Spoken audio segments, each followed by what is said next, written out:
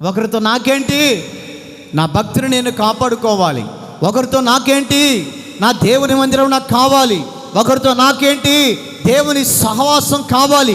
ఒకరితో నాకేంటి, నా దేవునితో నేను ఒక స్నేహబంధాన్ని ఏర్పాటు చేసుకోవాలని ఎవరైతే నిశ్చయించుకుంటారో వారి ఆత్మీయ జీవితాన్ని నా దేవుడు పడకుండా కాపాడునుగాక. హల్లెలూయా. ఇక్కడ చదవబడిన వాగ్దాన సందేశాన్ని గమనిస్తే, నిన్ను గురించి అన్యజనులు చేయు అపహాస్యము ఇక వినపడకుండా చేస్తా. ఇప్పటిదాకా అనుకుంటున్నాం మనం, ఏంటి నాకు అవమానాలు, ఇప్పటిదాకా అనుకుంటున్నాం ఎందుకు నాకు ఈ బాధలు, ఇప్పటిదాకా అనుకుంటున్నాం ఎందుకు చెయ్యని నేరానికి కూడా చేస్తున్నామని నిందలు వస్తున్నాయి.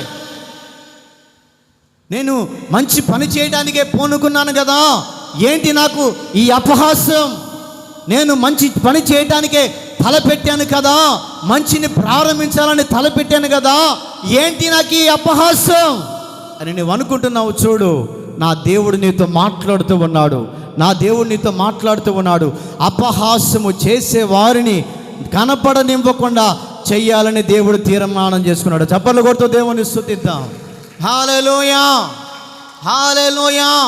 అపహాస్యము చేసేవారిని నీకిక వినబడకుండా కనబడకుండా చేస్తాడు. దేవుడు ఆషామాషగా వాగ్దానాలు చేయడండి. యెహెజ్కేలు ప్రవక్తతో దేవుడు మాట్లాడుతున్న మాట ఇశ్రాయేలు ప్రజలను గురించి, ఇశ్రాయేలు ప్రజల యొక్క ఏమని ప్రవర్తనను గురించి, ఇశ్రాయేలు యొక్క మార్గాల గురించి ఏమండి ఆది కాలములోనే, ఆనాటి కాలములోనే దేవుడు యెహెజ్కేలుతో మాట్లాడుతూ ఉన్నాడు. ఇదిగో ఇశ్రాయేలు ప్రజలారా, ఇశ్రాయేలు ప్రజలంటే మనమే, ఎవరేమో కాదు. ఇశ్రాయేలు ప్రజలంటే యెరూషలేములో ఉంటారేమో, వాళ్ళు కరెక్టే. మనం కూడా దేవుని నమ్ముకున్న బిడ్డలము ఎవరమై అంటే ఇశ్రాయేలు ప్రజలము, ఇశ్రాయేలు ప్రజలము. యాకోబుతో ఒక మాట దేవుడు అడుగుతున్నాడు, ఒక మాట బైబిల్లో ఉన్న మాటే, నాకు అది చాలా బాగా నచ్చింది.